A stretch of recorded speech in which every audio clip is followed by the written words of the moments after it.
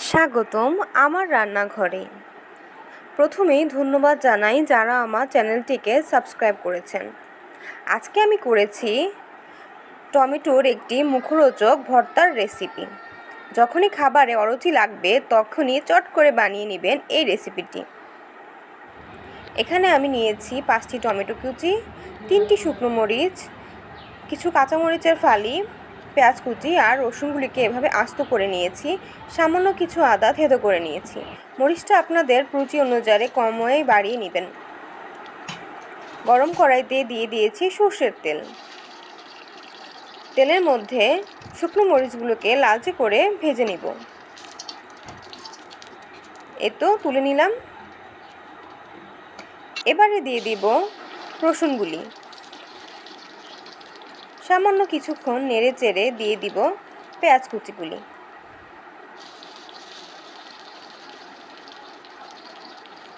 আর দিয়ে দিব মরিচের ফালিগুলি আর থেঁতো করে রাখা আদাগুলো। এবারে নেড়ে চেড়ে লালচে করে ভেজে নিয়েছি, দেখুন। এবারে দিচ্ছি টমেটো টুকরোগুলি।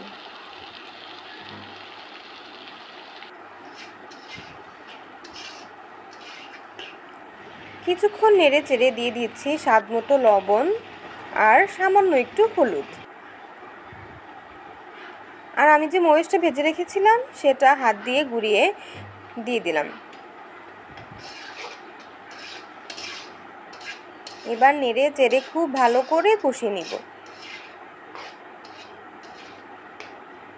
এই পর্যায়ে চুলার আঁচটা মিডিয়ামে থাকবে। কিছুক্ষণ এভাবে নেড়ে চেড়ে ঢাকনা দিয়ে ঢেকে চুলার আঁচটা একদম স্লো করে রাখবো কিছুক্ষণ।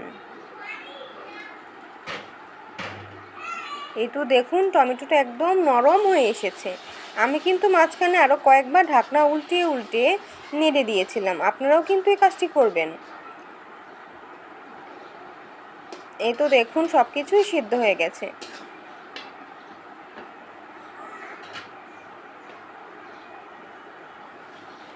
এবারে হাতার পেছনের অংশটা দিয়ে একটু টমেটোটা আর সব কিছু একটু ভালো করে মেশ করে নিচ্ছি।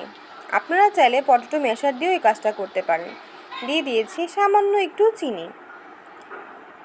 এই তো কিছুক্ষণ নেড়ে চেড়ে নামিয়ে নিলাম মুখরোচক একটি টমেটো ভর্তার রেসিপি।